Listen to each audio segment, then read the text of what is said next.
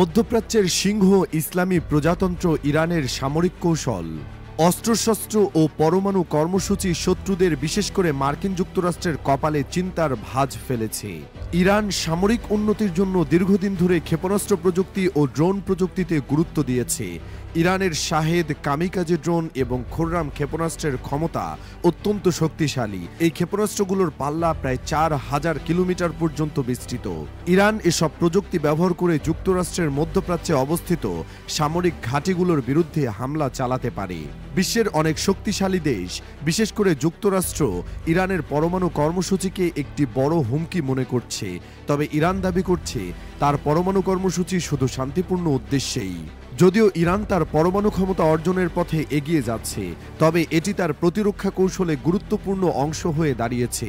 Iran স্পষ্টভাবে জানিয়েছে, যদি তাদের বিরুদ্ধে কোনো আক্রমণ হয় তারা পারমাণবিক শক্তি ব্যবহার করতে দ্বিধা করবে না।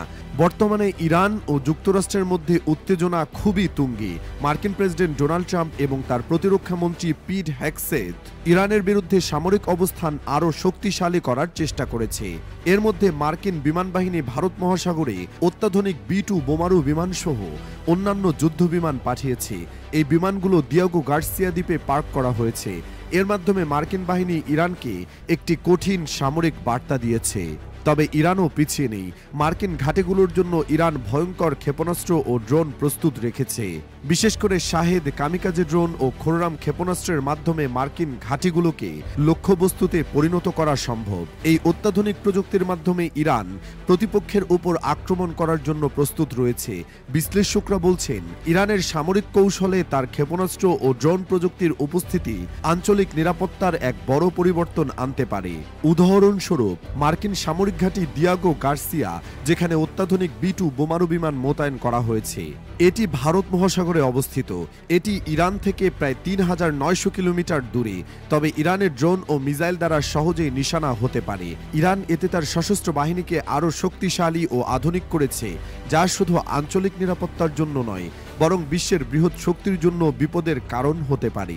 ইরান সামরিক প্রস্তুতি এবং সক্ষমতার ক্ষেত্রে একটি গুরুত্বপূর্ণ দৃষ্টিকোণ নিয়ে এগোচ্ছে। মার্কিন বাহিনী এখন পর্যন্ত বিশ্বজুড়ে একাধিক সামরিক ঘাঁটি স্থাপন করেছে। বিশেষ করে মধ্যপ্রাচ্য অঞ্চলে কাতার, বাহরাইন, সৌদি আরব, সংযুক্ত আরব আমিরাত ও ইরাকের বিভিন্ন সামরিক ঘাঁটিগুলো ইরানের লক্ষ্য হয়ে উঠতে পারে।